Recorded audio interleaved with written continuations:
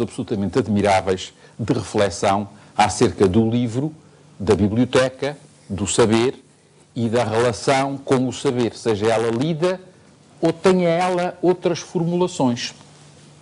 O nosso Zé Fernandes, e há aqui um passo que eu vou ler com alguma insídia para a nossa jornalista, o nosso Zé Fernandes chega a Paris ao 202 e encontra um palacete magnífico com tudo o que há de mais moderno, incluindo um elevador para ir do resto de chão para o primeiro andar, que tinha um divã e uma biblioteca e umas caixas de charutos. Tudo isto para fazer uma viagem do resto de chão para o primeiro andar. E a certa altura, instalado na biblioteca, o amigo está a escrever uma carta, uma biblioteca magnífica, houve num canto um tic-tic assodado, quase ansioso. Jacinto acudiu com a face no telefone. O Jacinto estava a falar ao telefone, coisa novíssima na época. Veio o telégrafo ao pé do divã, uma tira de papel que deve estar a correr. E, com efeito, de uma redoma de vidro posta numa coluna e contendo um aparelho esperto e inteligente, escorria para o tapete como uma tênia a longa tira de papel com caracteres impressos que eu, homem das serras, apanhei maravilhado.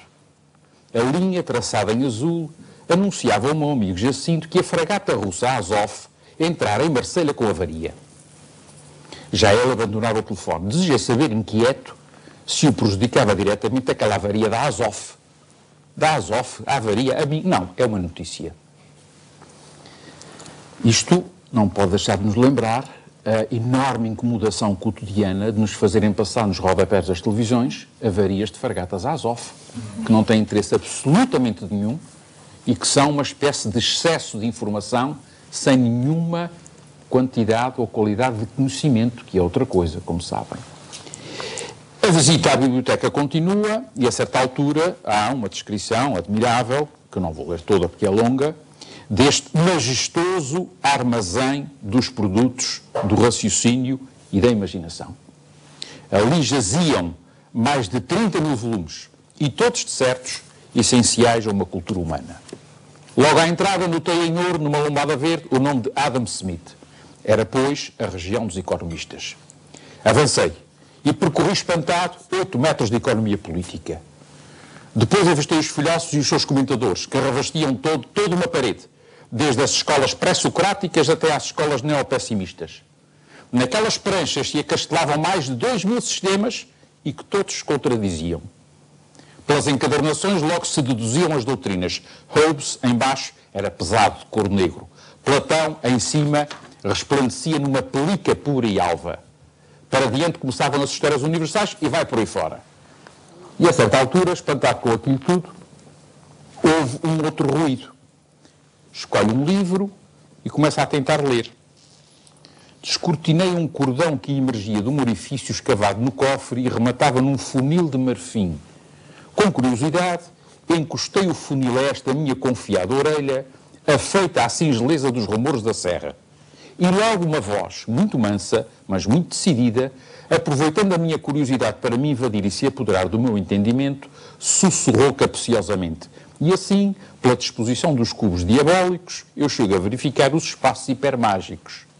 Pulei com um berro, assim, está aqui um homem a falar dentro de uma caixa. O meu camarada habitual aos prodígios não se alvoroçou, é o conferenciofone. Exatamente como o teatrofone. Somente aplicado às escolas e às conferências. Muito cómodo. Que diz o homem, Zé Fernandes? Eu considerava o cofre ainda esgazeado. Eu sei, cubos diabólicos, espaços mágicos, toda a sorte de horrores. É o Coronel d'Orchat, etc, etc. Como quem diz, já não preciso ler livros para ter conhecimento. Já não preciso estar lá para colher informação.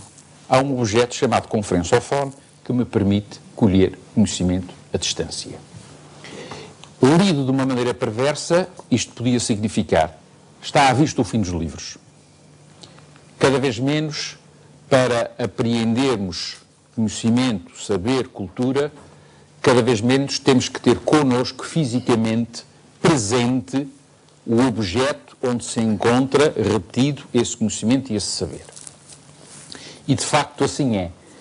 Mas um pouco mais adiante, há um outro episódio também, a meu ver, delicioso, relativamente àquilo que o nosso Zé Fernandes chama a invasão dos livros no 202. Livros por todo o lado.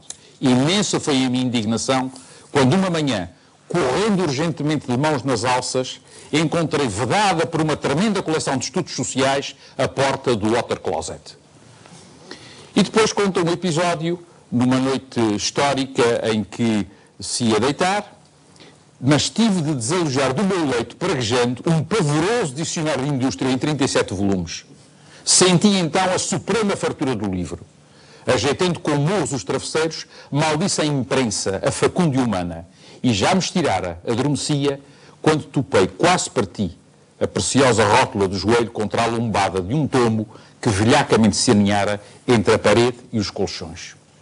Consegue adormecer. Ao adormecer tem um sonho, e no sonho, nos Campos Elíseos, as casas têm formas de livros, as pessoas têm rosto de folhas, aqui a brisa lentamente ia virando as folhas.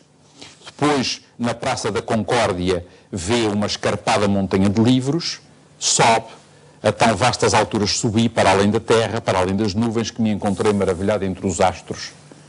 Eles rolavam serenamente, enormes e mudos, recobertos por espessas crostas de livros, de onde surgia, aqui e além, por alguma fenda entre dois volumes mais juntos, um raiozinho de luz focada e ansiada. E assim ascendia ao paraíso. O que é que ele encontrou no paraíso? Numa claridade que dele irradiava mais clara que todas as claridades, entre fundas estantes de ouro abarrotadas de códices, sentado em vetustíssimos fólios, com os flocos das infinitas barbas espalhados por sobre as resmas de folhetos, brochuras, gazetas e catálogos, o Altíssimo lia. A fronte superdivina que concebera o mundo pousava sobre a mão forte que o mundo criara. E o Criador lia e sorria. Ousei, arrepiado de sagrado horror, espreitar por cima do seu ombro coruscante, para ver o que é que eu estava a ler. O livro era brochado, de 3 francos. O Eterno lia Voltaire, numa edição barata, e sorria. Deus, a ler Voltaire numa edição barata, numa edição de bolso, como diríamos mais tarde. E hoje seria Deus a ler iPad numa... Hoje seria certamente Deus a ler iPad. Mas Deus salva a utilidade dos livros ao fim e ao cabo e torna-os, de facto, uma presença absolutamente insubstituível. Se leria ou não leria iPad é outra questão. Eu quero crer que sim, que leria iPad. Mas o que eu quero dizer com isto é que, com esta alegoria do bom Deus a ler Voltaire ainda por cima e a sorrir, e numa edição barata, o objeto cultural transformou-se num objeto acessível a todos. Isso é uma alegoria à democratização da leitura e da cultura. Que já vinha de trás e que essa de Queiroz já tinha escrito num texto de 1886, absolutamente admirável, e é uma referência a essa democratização justamente desde que a máquina a vapor tinha permitido embaratecer o livro. O que é que eu quero dizer com isto? E já me calo. Que, apesar da possibilidade de se aprender à distância, o livro continua, nesta época, vivo e de boa saúde, e talvez continue depois do iPad, embora sobre isso eu tenha algumas dúvidas, em especial desde que vi, não o objeto em si mesmo, mas uma sua apresentação, que é a apresentação do livro de Al Gore, Howard Choice, que se seguiu ao famoso documentário Uma Verdade Inconveniente, e apresentado no que é uma fulgurante exibição de meios multimédia que realmente, cada vez mais, do meu ponto de vista, põe em causa este objeto que nós conhecemos e que nos foi útil durante tanto tempo. Mas os últimos números da Amazon revelam que os e-books neste momento estão a vender mais online do que o livro físico. Como é que o digital, de alguma maneira, arrisca-se a matar o livro-objeto? Há uns 12 anos, eu assisti em Paris, noutra função em que estava, a uma reunião internacional onde esta questão era discutida. Com os objetos que vamos tendo, vamos continuar ou não vamos continuar a precisar de livros. E havia as mais diferentes teses, hipóteses, trabalho, etc. Pouco ou nada daquilo que se dizia, inclusive havia quem pensasse que se havia de inventar uns óculos onde se projetariam nas lentes as folhas do livro, etc. Eu penso que a resposta a essa questão passa pelo seguinte: a relação que nós, desde há muitos séculos, temos com o ato de ler, de apreender informação, é uma relação física, de comodidade física também, com alguma coisa que nos é confortável. E eu creio que os formatos de que hoje dispomos, Kindle, iPad, etc., têm cada vez mais essa possibilidade de terem a comodidade de serem, não diria parecidos com o livro, embora não sejam também muito diferentes.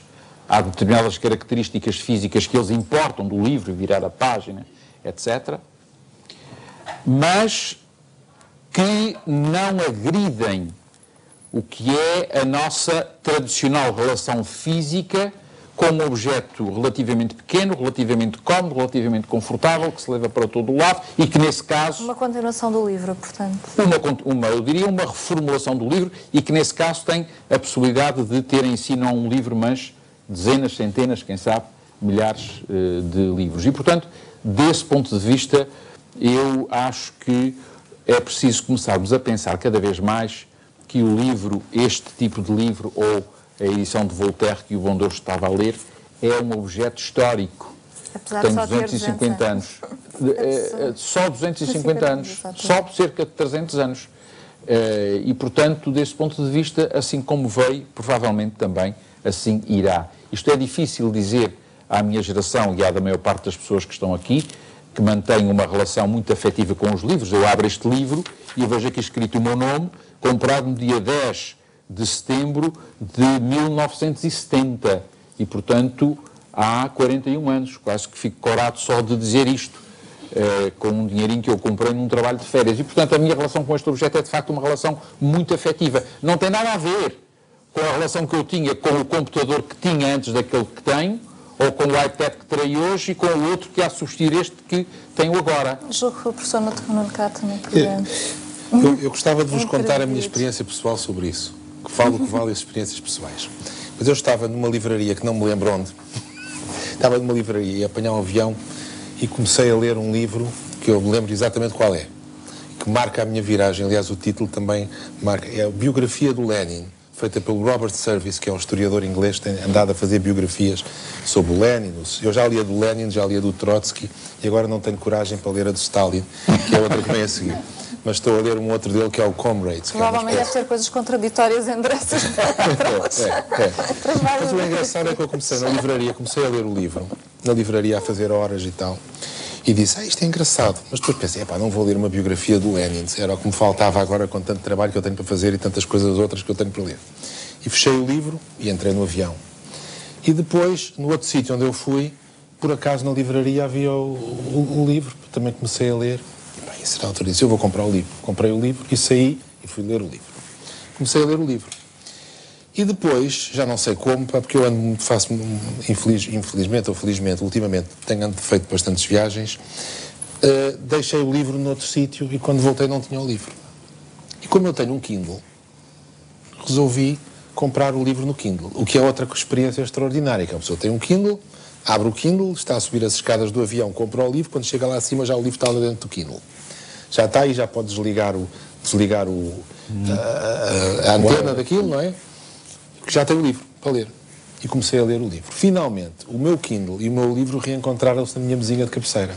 E, portanto, eu tinha as duas coisas para ler. E esta experiência que eu acho que é extraordinária, que é, quer dizer, como pessoal, eu imagino que qualquer pessoa terá experiências semelhantes, que é, no momento em que o meu Kindle e o meu livro estavam lado a lado e que eu pensei, vou ler o livro, abro o livro e digo, qual era a página onde eu estava? Fecho o livro e abro o Kindle que está na página onde eu estava, que está sincronizado com este aparelho. Portanto, se eu abrir aqui, carregar no livro, nesse mesmo livro, eu sei em que página é que estou a ler o livro que eu estou a ler. E que está sincronizado com o meu computador, como também está. E eu, a certa altura, resolvi começar a ler o Kindle. Porque na cama, eu já não leio de lado como eu lia quando era mais jovem. Na cama eu leio assim. E o Kindle é mais leve. E as páginas não fecham para segurar só com uma mão. E como é em inglês, E é o Robert Service é um escritor complicado, tem muitas, apesar de eu ler razoavelmente bem o Vai inglês, diretamente ao dicionário. tem um dicionário, basta pôr o cursor sobre a palavra que aparece a palavra. No dicionário, que é, salvo erro, o American Heritage, que é um dos melhores dicionários que existem da língua inglesa. E não só isso, e permite-me tomar notas. E não só isso, permite-me ler as notas de outros leitores daquele livro, que estão sincronizadas com o meu e que me dizem esta passagem é interessante, porquê, por isto, aquilo, não sei. Portanto, eu tornei-me adepto do Kindle. Isso vai acontecer com o